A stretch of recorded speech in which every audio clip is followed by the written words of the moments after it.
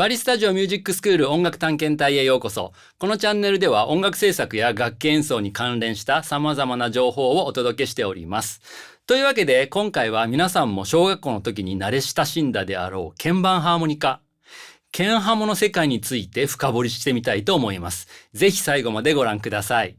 というわけで今回は6つの機種をそれぞれ比較しながらかなり突っ込んで細かくレビューしてみたいと思います。それでは行ってみましょう。はい。というわけで、まず最初にご紹介するのはこちらになります。ドドン。ハモンドプロ 44H ホワイトマイカ。ね。白い鍵盤ハーモニカになります。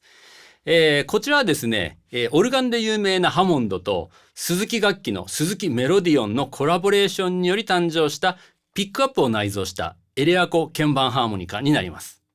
ピックアップを内蔵しているというのが、ね、かなり珍しいんですが、実はこれにはちょっといろいろとありまして、自分がグレーのサポートをしていた時に、その当時、鍵盤ハーモニカとシンセサイザーを両方同時に弾くという、そんな曲がありました。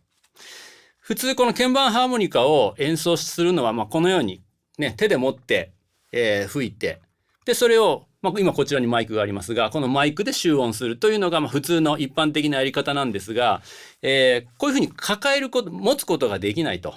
左手でシンセサイザー、キーボードを演奏しながら右手でこの鍵盤ハーモニカを演奏する。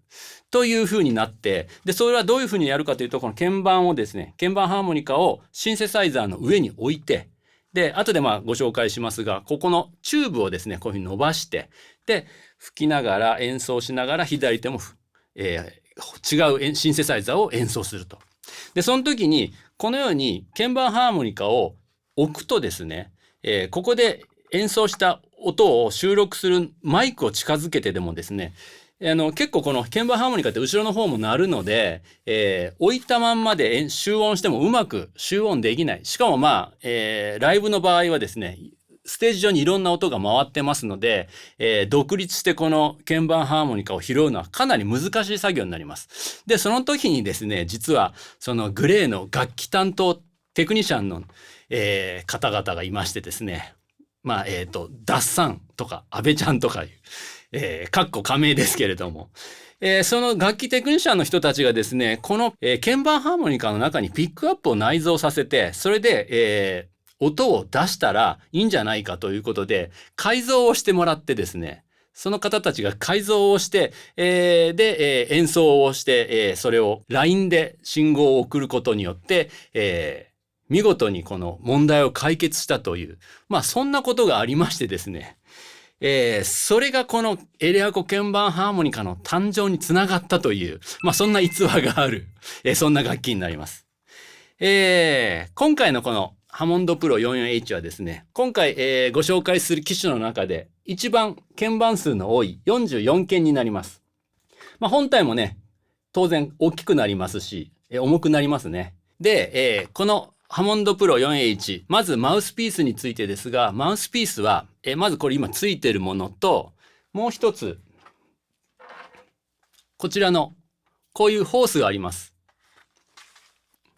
このように、フレキシブルに曲がってその形状のまま、ステイしてもらえる、ものですね。だからこれ鍵盤ハーモニカを置いて演奏するとか、抱えて演奏するとか、いろいろやり方あるんですけれども、その時にきちっとこうホールドしてほしい時に使えるこのチューブの形と、もう一つはいわゆるこのどのようにでも曲がるぐにゃっと曲がるホースですね。この3つの、マウスピースがついてきています。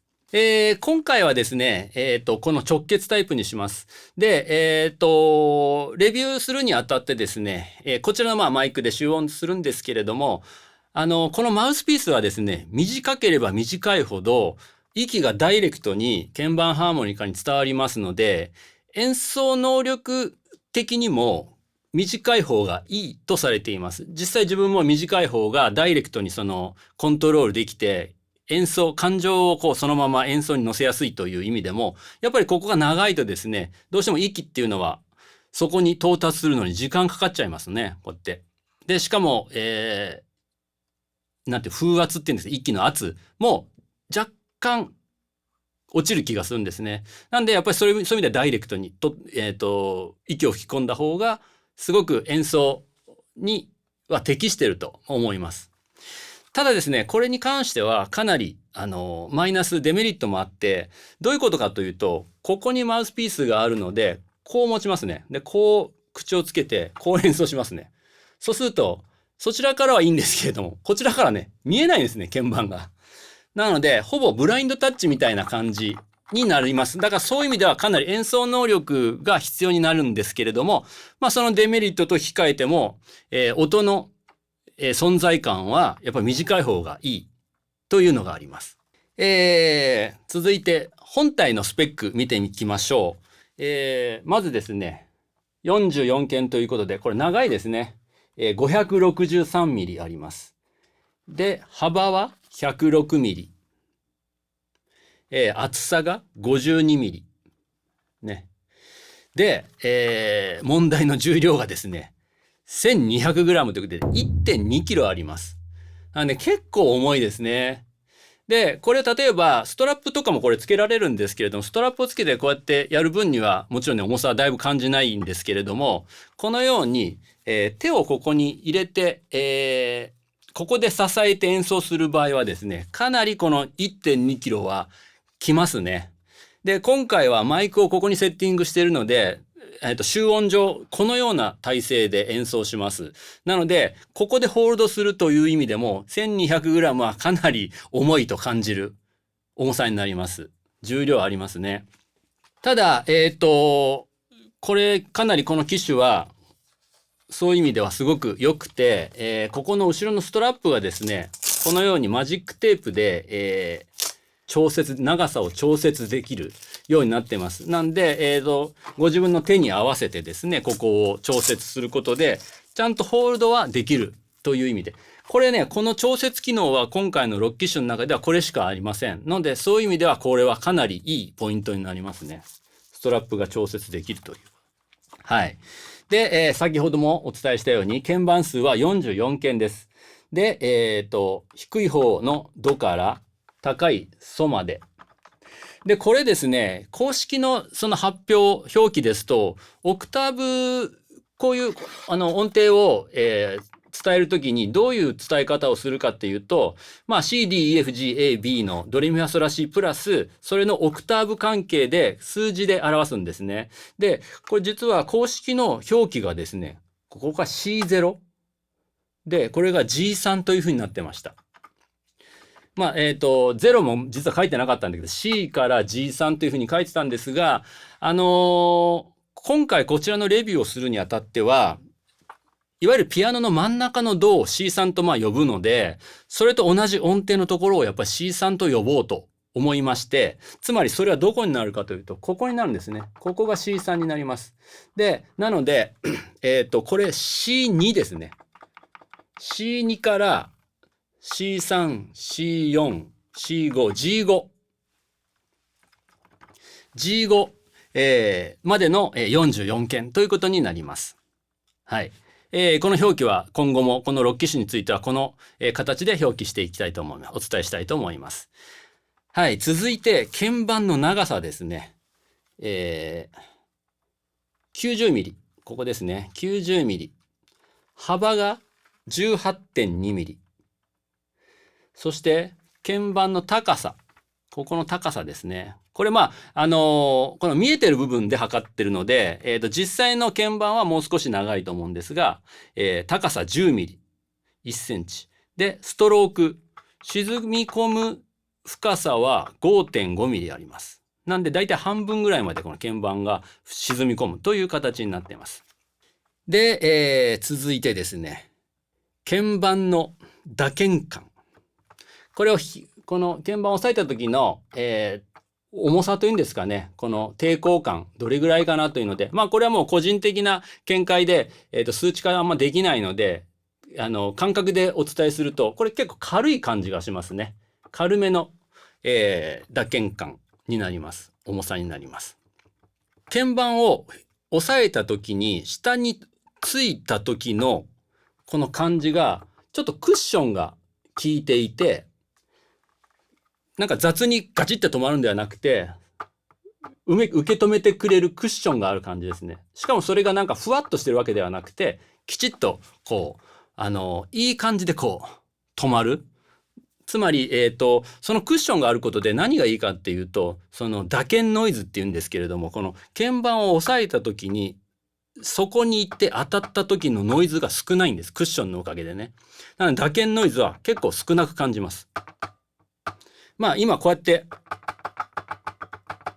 これで多分マイクからそのノイズは出てると思うんですが、これでも実は結構、なんていうのか、マイルドな音というんですかね、あんまり高い成分のないノイズなんで気にならないというか気になりにくい。で、もう一つは打鍵とともに今度離した時のノイズですね。これも少ない。まあ今ノイズ聞こえてるかもしれませんが、これ少ないですね。黒鍵なんかもわざとこう弾いてみても、まあもちろんもうどうしてもそれは出てくるんですけれども、そういう意味ではかなり抑えられている。高い成分がないのが多分その少ない感じに感じるのかもしれません。まあこちらもね、こう弾くとどうしても出ますね。まあでも本当に少ない感じがします。続きまして吹き心地。吹き心地ちょっと吹いてみますね。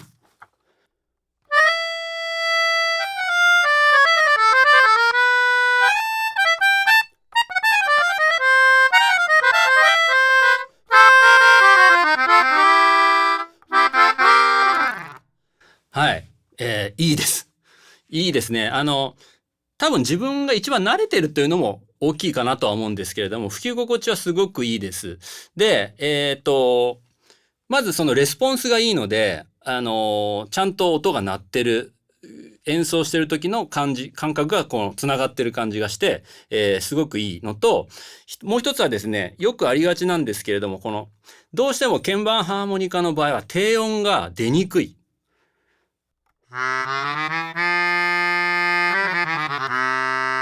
ところが、出にくいというの中ではかなり音が出ますね。きちっと、しかも、まとまって出るというか、なんていうの、まともな音、まともっていうのも変なんですけれども、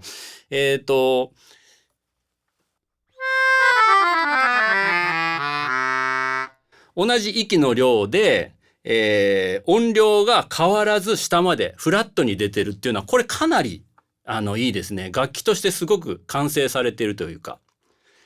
で、高い方まで行っても、もう全部フラットに音量が出てます。そういう意味では本当に、すごく、なんていうのかな、よく整備された楽器みたいな感じで、まあもともとそういうね、クオリティが高いということが伺えるね、機種になります。次に、ダイナミックス。息の量でどれぐらい音量をコントロールできるかっていうことですね。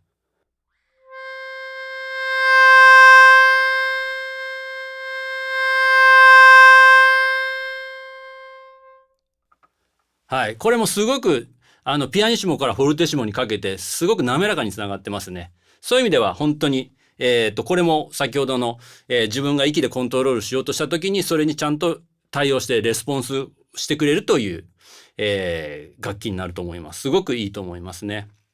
先ほどの、高い方から低い方までの、出音もフラットに出てるので、出音の大きさもどこが突出することもなく、すごくちょうどよくいい音量で出る感じがします。はい。すごくスムーズですね。滑らかで、綺麗に出る感じがします。次に、タンギングという。タンギングって何かというと、口の方で、舌でですね、マウスピースを塞ぐことで、息をいきなりストップかける。風量、息の圧をいきなり止めるので、それで音が切れますよね。つまりそのスタッカートのように音を切りたい場合に鍵盤を離すんではなくて、息をコントロールして短く止めるっていう、まあそれタンギングというやり方があるんですけれども、タンギングにどれぐらい反応するかというのをですね、やってみたいと思います。まず、ここの C4 になるんですが、C4。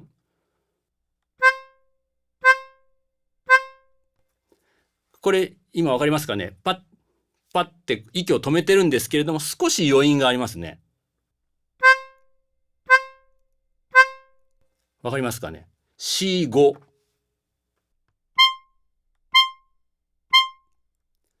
これになるとだいぶ短く切れますね。だけどちょっと不安ってやっぱり残ってる感じはします。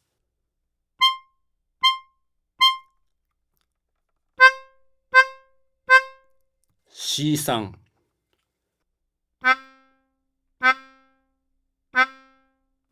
これはかなり乗りますね。まあ、構造上多分しょうがないことだと思います。が、ちょっと長い、C4 にしても少しまだ伸びてる感じが、ね、しますので、タンギングはかなり難しいのかなという機種になります。まあ、その場合はね、もう鍵盤を離して、音を止めるという、こういうやり方しかないですね。高い方に関しては、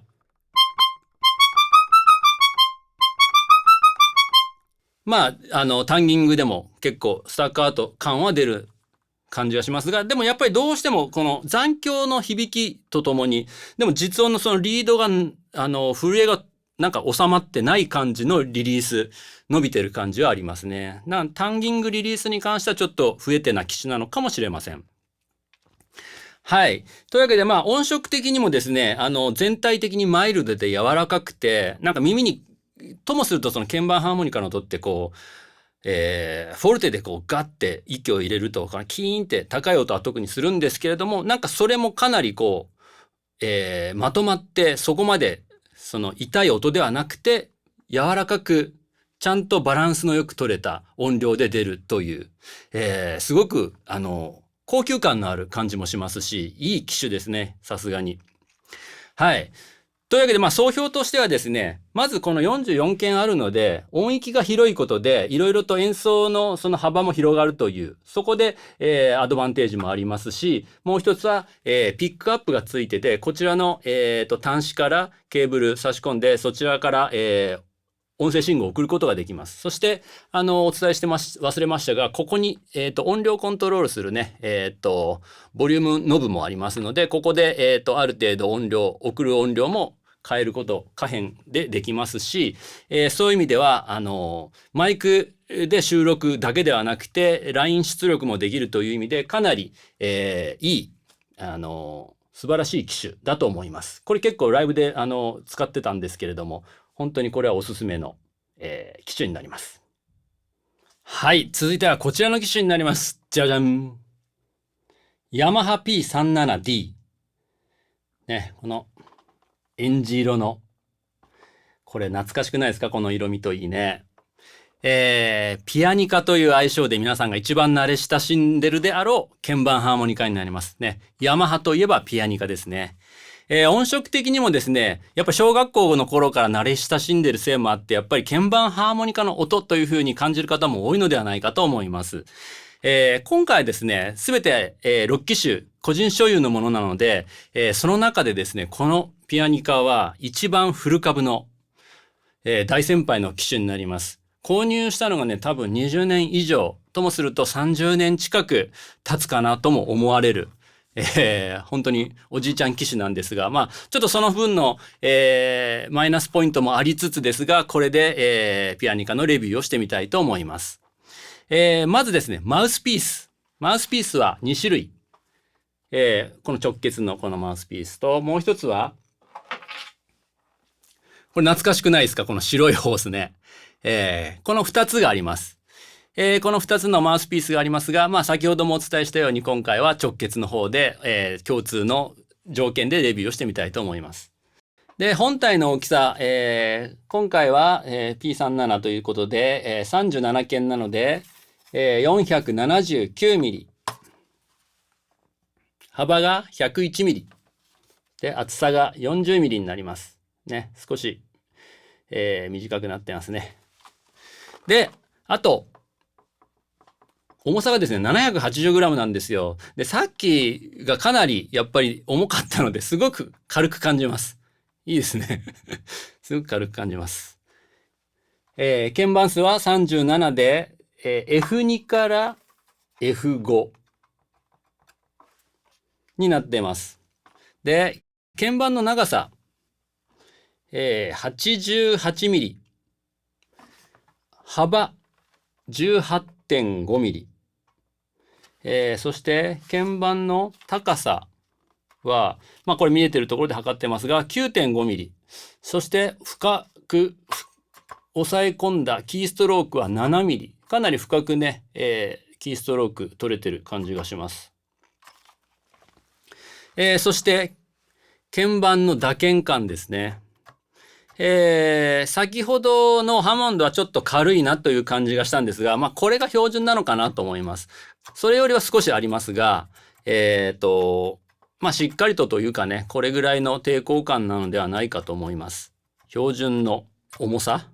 で、打鍵した時のクッションですね。これは先ほどのハモンドほどではないですが、少しあります。ややありますが、打鍵ノイズはですね、少し、そのクッションが、少ない分感じる気がします。このような感じ。あと、離鍵ノイズですね。話した時のノイズ。これも少し感じますね。まあ、黒鍵の方はどうしてもこれぐらい出ますが、まあそれでも少ないのかな。さっきよりは少し、ノイズを感じますが、まあめちゃくちゃ多いわけではないかなという感じがします。で、吹き心地ですね。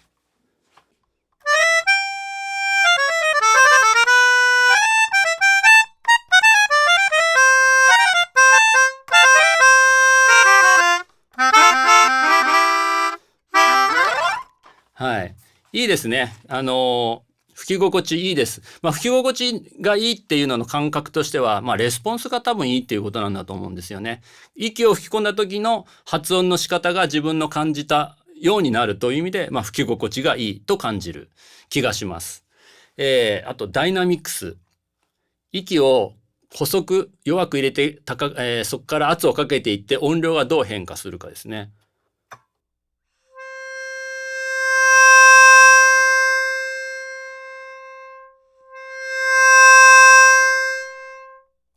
はい。これも、弱いところから、ピアニッシモからフォルテッシモまですごくスムーズにつながってる気がします。つまり自分が思ったようになってるということですね。かなり、滑らかにつながってて、コントロールしやすい感じがします。出音の大きさ。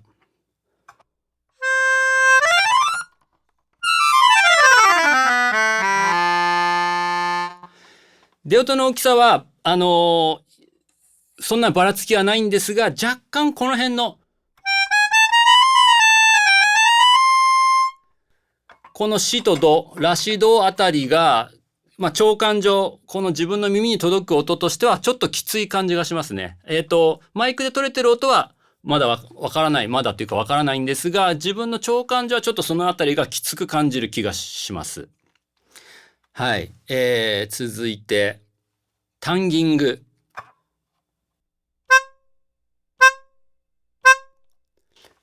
先ほどと比べてめちゃくちゃタンギングで音切れますね。真ん中の C4?C4 ですが、今すごい切れますね。高い方 C5。これもすごく短く切れますね。C3。まあ、どうしてもやっぱり C3 あたりの低い音になると、タンギングでリリースすることは難しいっていうのは、まあ多分どの機種も共通してるかもしれませんね。今のところ2機種ともそんな感じがしますね。ここはどうしても伸びが。ただ、この C4 に関してはハモンドの機種よりもかなり短く切れます。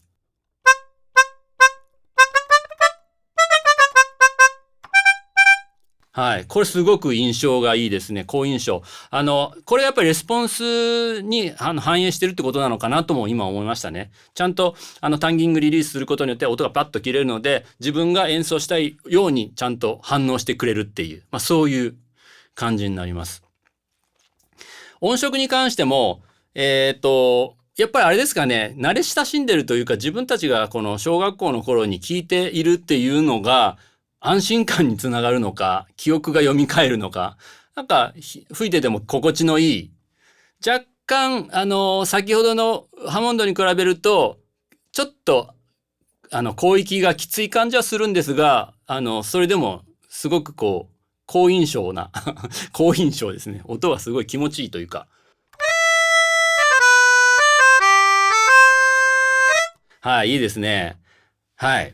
まあ、というわけで、総評としてはですね、まあ、これ自体がもう本当に20年、30年経ってるので、その意味で、この機種としては、すごくマイナスなところからの出発にしては、それにしてはすごく音がいい。まあもちろんさっきもちょっと、お伝えしたかもしれませんが、少しね、経年劣化っていうのはまあ否めないところもありまして、ちょっとそのノイズの部分とかもそうなんでしょうし、鍵盤の重さっていうのももしかしたらそこに由来するものなのかもしれないんですが、まあそれを差し引いてでもですね、あまりある魅力的な音がする、そんな感じがします。慣れ親しんだ定番の音という感じですね。はい、続きましてはこの機種、じゃじゃん。鈴木プロ 37V2。鈴木というとメロディオンですね。メロディオンの愛称で親しまれている鈴木楽器の鍵盤ハーモニカになります。最初のハモンドとの、コラボレーションの楽器。まあスペックはね、多分近いと思われますが、まあそれも踏まえてレビューしていきたいと思います。まずはマウスピース。マウスピース今つけてるこのものはね、先ほどのハモンドと同じものになりますね。今それをつけてますが、それ以外にですね、やはり3つあります。もう一つのちょっと少し長めのマウスピースと、ホースタイプで、ぐにゃぐにゃと曲がるやつですね。この3つのマウスピースがついてきます。はい。で、本体スペック。本体はですね、長さ500。これも先ほどのピアニカと同じで、ヤマハと同じでですね、37鍵なので、長さ的にはやっぱり同じような形ですね。長さが500で、幅が100。厚さがちょっと厚くて65あります。そして、これが全然違うんですが、重いんですよね。1キロ、1000グラムあります。1キロあります。なので、ヤマハからまた持ち帰ると、またずしっとね、重い感じがしますね。はい。37鍵というのは、下が F2 から F5 までです。これはヤマハの機種と同じ。鍵盤の長さは90ミリ。幅は 18.2 ミリ。まあ、コンマ何ミリは少し違いますが、大体やっぱ幅は同じですね。3機種とも今のところ 18. いくつという幅。次、鍵盤の高さは11ミリ。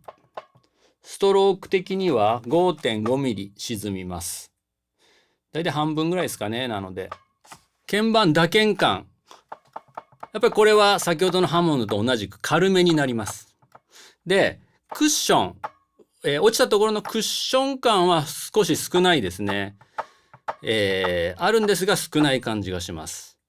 で、そうすることによって打鍵ノイズもちょっとその分若干出てくる感じがします。利権ノイズ。はい、これもちょっとありますね。で、今回はなんかそのノイズというのが、中で響いてる感じのノイズに聞こえますね。まあ、共鳴っていうのかな。共鳴リバーブ感ですね。残響が中で、残ってる。ノイズの残響が残ってる感じのノイズ。ヒンヒンヒンヒンっていうのが残ってますね。まあ、黒鍵の方はあんまり高い成分はないのでそこまで、目立たないですがやっぱり中で残ってる感じですね。リバーブ感。はい。まあこのリバーブ感は結果残響感を、音にも生むのでそういう意味ではプラスの効果も多分あるのではないかと想像できますね。では、吹き心地。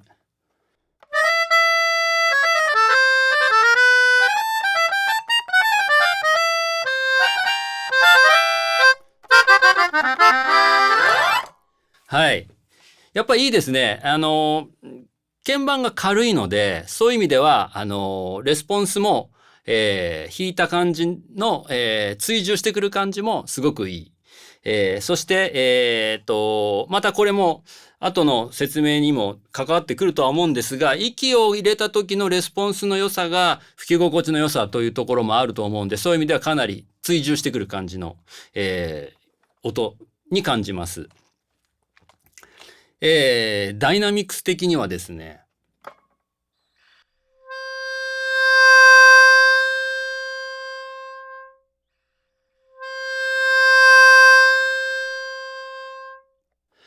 減衰、音をちっちゃくしていくときには滑らかに下がるんですが、上げるときにですね、少し最弱のところから少しファンって音が滑らかではなくて一段階ファンってなってから滑らかにつながる感じがします。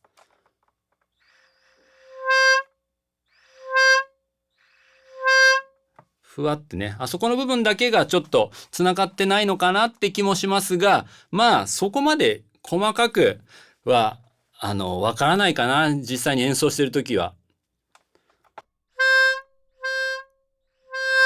まあちょっとフェードインさせるときにはちょっともしかしたら難しい部分もあるかもしれません。まあでもすごく細かい話なんでね、そこまで気にするところではありませんが。はい。で、出音の大きさ。これも、かなり統一されてて、まずまずの大きさで出ます。ただ、このあたりですかね。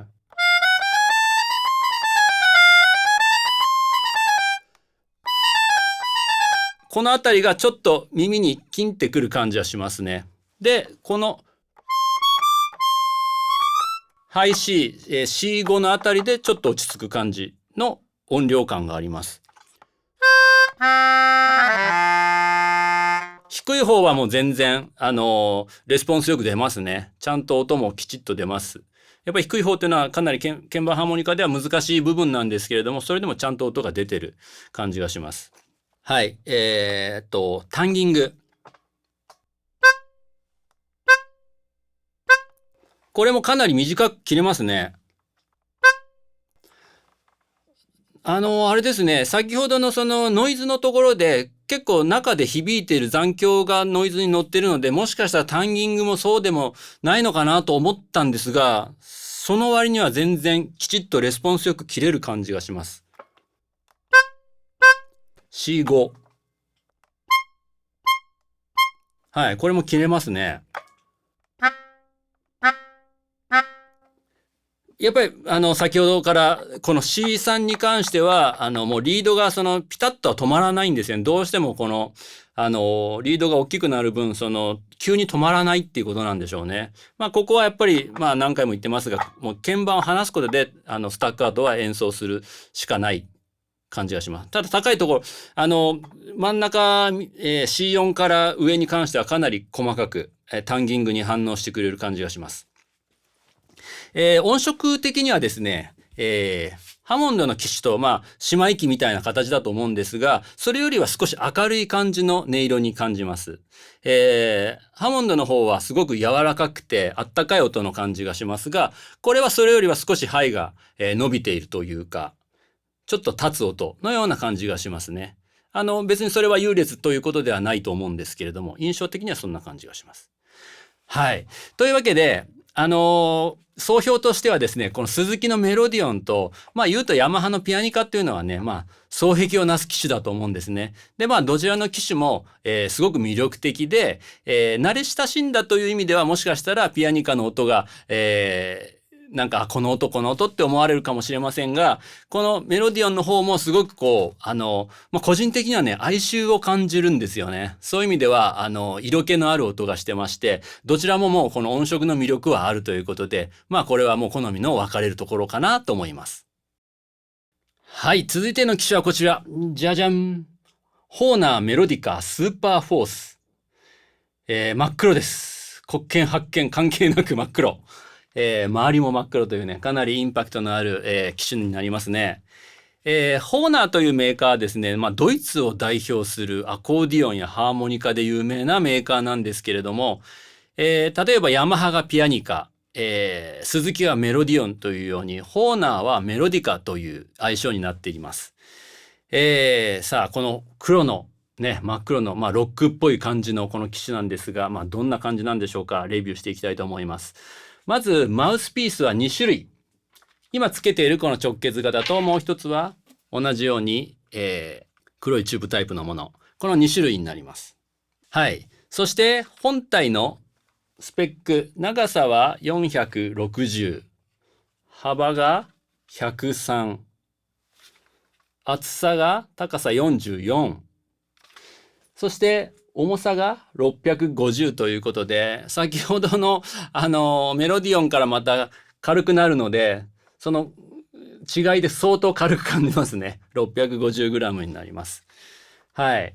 鍵盤数37で F2 から F5。F2 から F5。これはですね、ヤマハ、スズキ、ともに、このホーナーの機種、ともに全て同じですね。37件の F2 から F5。鍵盤の長さは 84.5mm。幅が 18.3mm。鍵盤の高さが、これも見えてるところで測ってますが、7.5mm。ちょっとここ、かなり隠れてるという意味で薄いんですが、キーストロークは、結構ありまして、7mm。沈み込みはあります。なので、ほぼほぼ隠れるぐらいまで沈み込むという。続いて、打鍵感。これはね、ちょっと重い感じがします。ヤマハの標準と比べても少し、それよりもちょっと重い感じがしますね。つまり、バネがきつい感じなのかな。そういう重さがあります。で、クッション感はあります。沈み込んだ時のクッションはあるので、そこでノイズはちょっと抑えられる感じがしますね。はい。そうですね。ノイズは少し抑えられますね。利権ノイズ。これはどうしてもやっぱありますね。この跳ね返った時のビヨンっていう感じのノイズに感じます。はい。黒鍵も。黒鍵に関してはちょっとバネの余韻が残ってるノイズに感じます。続いて吹き心地。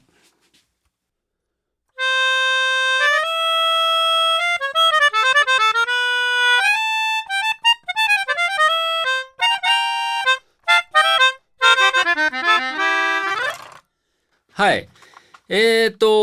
少し重さを感じる吹き心地になります。これは鍵盤の沈み込みが重いからそう感じるのか、息を入れる感じが実際重いから、やっぱ重く吹き込みに、すごく抵抗感があるのか、それは両方なのかもしれないんですが、そういう意味で今までの機種よりは少ししっかりと吹かないとならない感じがしますね。抑えるのもそうですね。しっかりと抑えないといけない。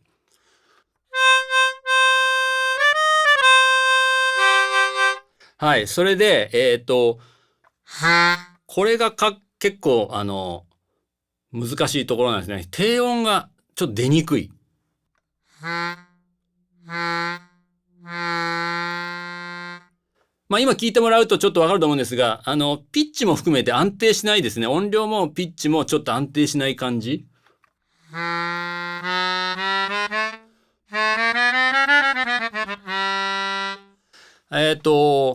なんですかね、もっさりとした感じっていうんですかね。きちんと息を吹き込んでもそこまでシャキッと音が出る感じがしないっていうのが、レスポンスが悪い感じにちょっと感じてしまってますね。ちょっとそこが残念な感じがちょっとします。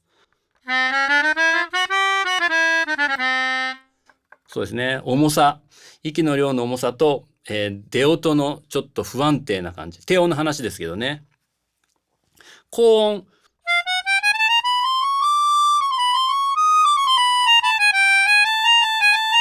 この辺がすごくラとかラシャープのあたりがきつく感じますね。低音がちっちゃくてこのあたりがきついっていう、そういう意味でちょっと出音の大きさにはムラがあるのかなって気がします。そうですね。ここのあたりで、らしいのあたりで結構ピークが来る感じのバランスになってますね。はい。次に、タンギング。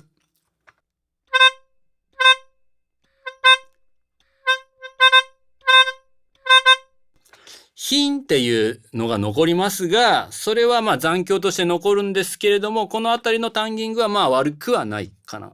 C4 ねのあたりですね。悪くはないかなって感じがします。C5 のあたり。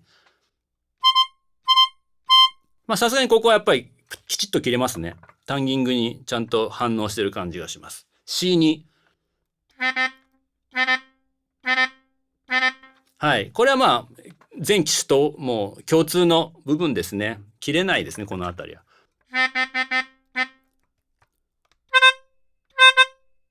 そうですね。真ん中のあたりはヒーンっていうのが残る感じ。まあこれはまあ余韻というよりはその残響の部分ですかね。音色の部分ですね。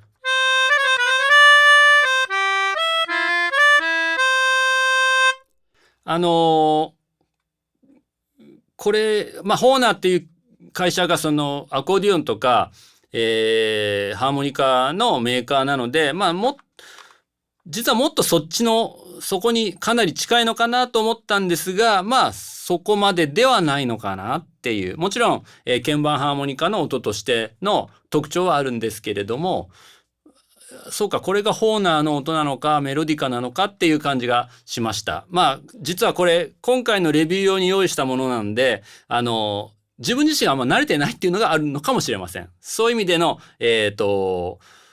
ちょっとレビューした時の感じのちぐはぐとは言わないですけれどもね、ちょっと、まだ、この機種の良さを引き出せてないのかなって気はします。まあ、あとはですね、少し若干ピッチにばらつきがある感じがしますね。それがちょっと、まあ、後で、オケと合わせた動画でもまあ確認していただくと、もしかしたら感じるかもしれませんが、少しピッチのばらつきがあるかなっていう、まあそういう意味で総評としてはですね、少し期待外れかなって気がしちゃいましたね。すいません。まあ、ホーナーっていうメーカーがかなりブランド力がある感じがするので、そうか、鍵盤ハーモニカにももう少し力を入れてほしいな、なんていう、ちょっと偉そうなことを思っちゃいました。すいません。すいません。続きましてはこちら。じゃじゃん。プレイテック PKH300GR。ね。もうちょっとこの緑のパステルな色が可愛くないですか？このプレイテックというメーカーですね、ミュージシャン、楽器テックの人は結構ご存知の方も多いと思うんですが、かなり激安な、ブランド、メーカーでサウンドハウスというですね、楽器、機材を取り扱っている会社があるんですけれども、そちらのサウンドハウスという、会社が立ち上げている独自路線の、楽器、機材のメーカーになります。プレイテック。で、今回はですね、まあ、鍵盤ハーモニカをレビューするにあたって、ちょっと異色なものも含めてやりたいななんて思いまして、またね、このプレイテックのこの鍵盤ハーモニカめちゃくちゃ安いんですよ。なんで、じゃあこれも一つ入れてみようということで、今回のレビューに参加してもらうことになりました。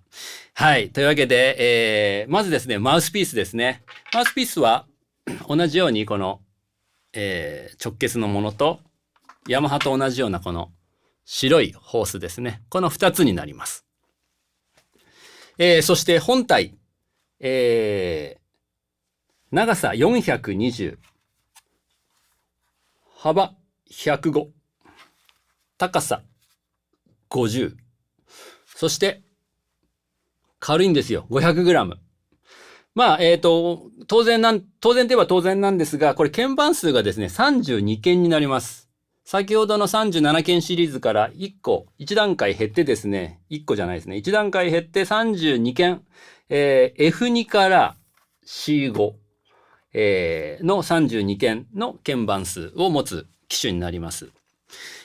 鍵盤の長さ87ミリ、幅 18.2 ミリ、鍵盤の高さ8.5 ミリ、キーストロークは 6.5 ミリ。まずありますね。鍵盤の打鍵感。結構重めなんですよ、これ。先ほどのホーナーと同じぐらいの重さですかね。そのバネの、重さを感じます。クッション感、鍵盤を押した時のクッション感はややあります。そして打鍵ノイズが、クッションのおかげでかなり軽減はされてますね。離鍵ノイズ。これ結構ありますね。戻った時のビヨーンっていう、それが中で響いている感じのノイズになります。黒鍵はやっぱりこんな感じでちょっと大きく出ますね。はい。続いて、吹き心地。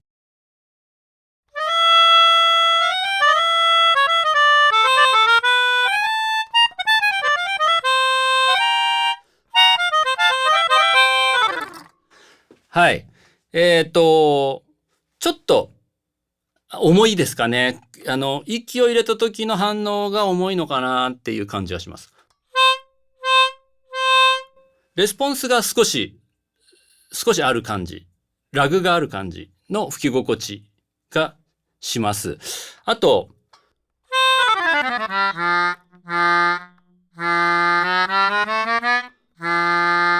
やっぱりどの機種も鍵盤ハーモニカは低音が難しいんだと思うんですけれども、これやっぱり鳴りが少し、小さいというんですかね、レスポンスの悪さと音量の小ささを感じます。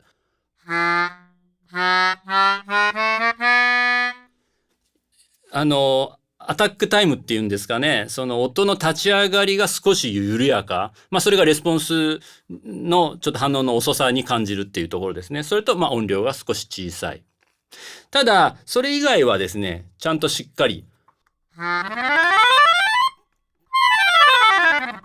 このあたりはすごく、しっかりと音が出ていますね。音量はちゃんとあります。あと、タンギングですね。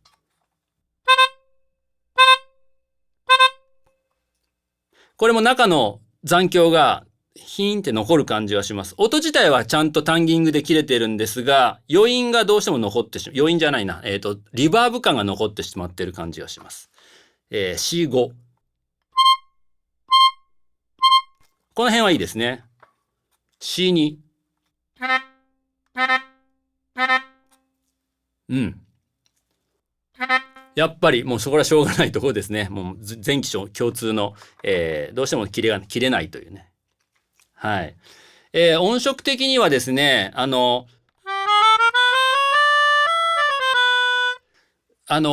ですかね、可愛い感じの音がする。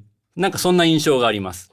可愛い感じ。で、これ、そこにつながるんですけれども、なんか学校の音楽教育とかで使われそうな、使い勝手が良さそうな機種に感じますね。というのも、この鍵盤のところにですね、ちょっと見えるかどうかわからないんですけれども、鍵盤の音程がですね、アルファベットで書いてるんですね。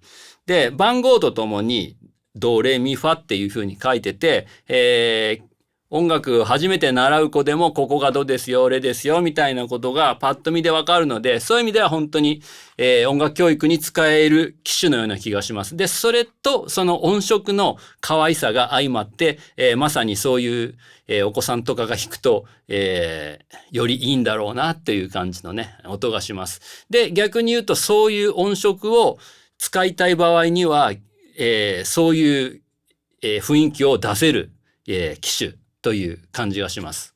はい。で、総評としてはですね、やっぱりその、先ほどお伝えしたその鍵盤の音程表記とかもあって、教育現場には使える機種なんじゃないかなっていうのと、あとはですね、価格ですよね。めちゃくちゃ安いんで、その価格でこの音が出るという意味では、コストパフォーマンスはかなり優れた機種なんじゃないかなと思いました。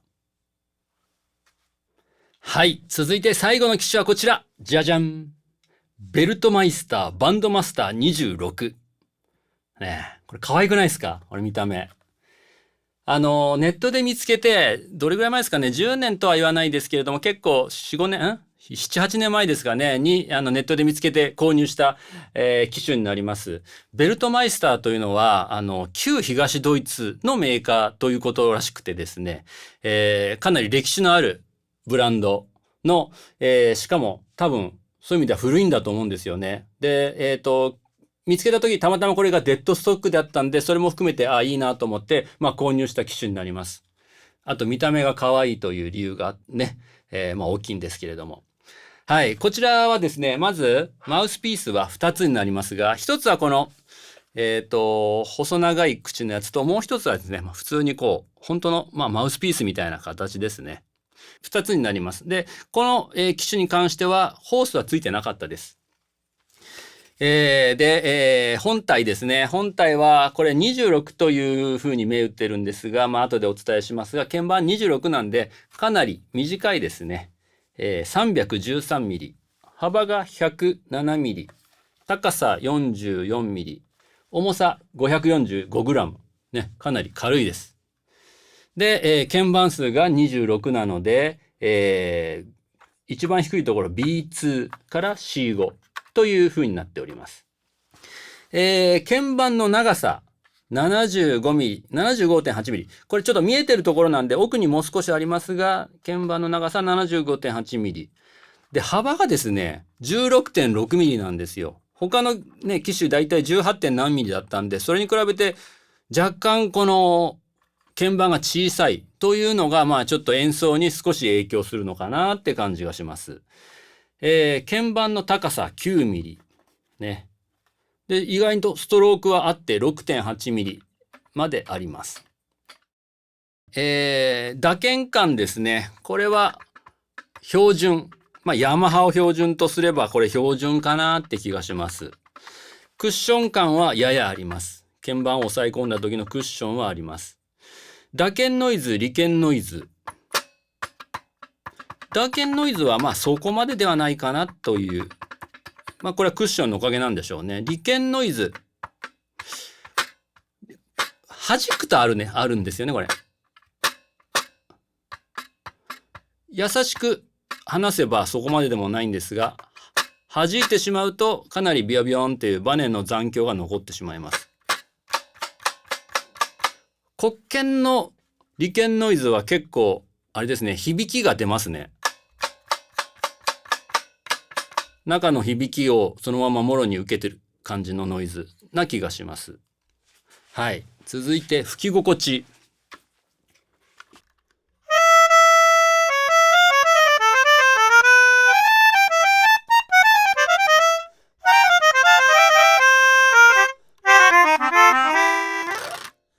はい。いい。いい。好き。多分、なんでしょうね。もうなんか見た目が可愛いとかっていう、そのもう先入観からもなんかいいんだろうなみたいなことなんですかね。わかんないですけど、なんかいいですね。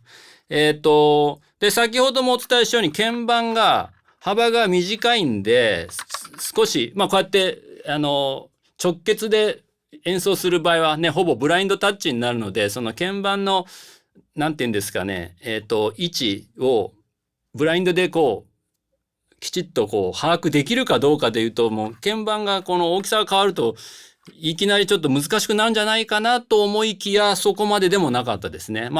この機種も結構吹いてるので、それ自分が慣れてるっていうのもあるのかもしれません。けど、すごく、吹き心地はいいです。そして、ムラもない感じがしますね。今回は26鍵盤なので、下のラソファーのあたりがないんですよね。なんで、そういう意味でも、アドバンテージがあるというか、そこの結構、もさっとした、部分を、あえてもう、使わないでいいやってことなのか、ただ単にそういう鍵盤にしたかったのかは、わかりませんが、なので B までしかないので、この辺までだとちゃんとやっぱ出るんですよね。なので、そういう意味ではムラがなく、音が出てる感じがします。ダイナミックス的に。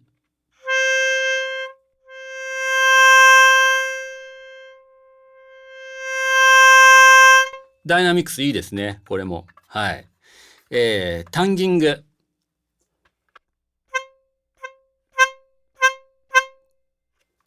立ち上がりに若干のラグがある感じがしますが、ミュートはできてる感じがします。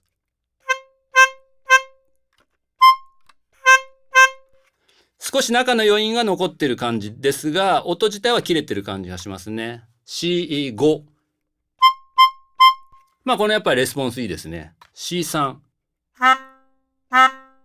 はい。これも本当に共通の残る感じですね。もうやっぱりリードのその大きさがどうしてもそういう風に影響するんでしょう。多分。はい。で、やっぱりその吹いて気持ちいい音がします。個人的にですが。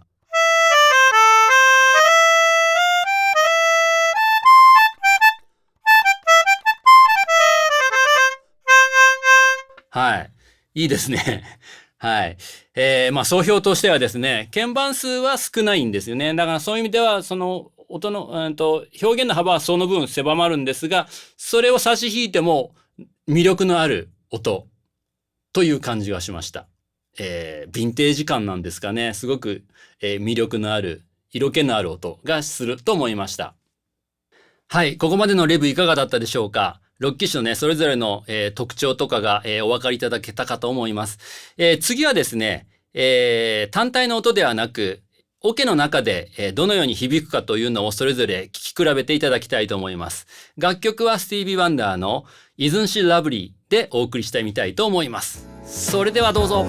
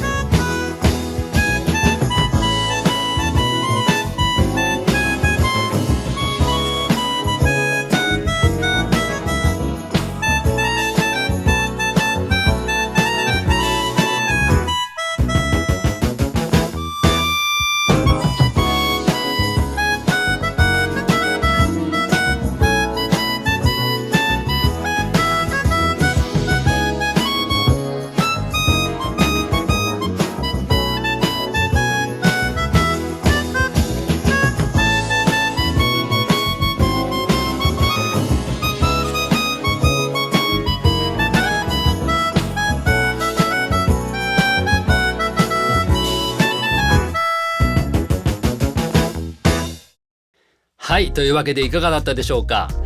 今回は6つの機種鍵盤ハーモニカを6つ徹底的に比較してみました。かなり細かいねレビューになったんじゃないかなと思います。鍵盤ハーモニカをいろいろとご検討されている方に参考になれば幸いです。またね、個人的にも持ってはいながらこのように細かく比べてみなかったので、そういう意味では自分が一番勉強になったという感じがします。はい。というわけで、このチャンネルではこれからも音楽制作や楽器演奏に関連した様々な情報をお届けしていきたいと思います。ぜひチャンネル登録と高評価をお願いいたします。またその他にもですね、耳コピでのお悩みや音楽理論、演奏方法についてのご質問などは、お気軽にコメント欄の方へ書き込んでみてください。またバリスタジオの LINE オフィシャルアカウントにご登録いただけますと個別相談も受け付けておりますので、概要欄のリンクからぜひご登録ください。というわけで最後までご覧いただきありがとうございました。それではまた次の動画でお会いいたしましょう。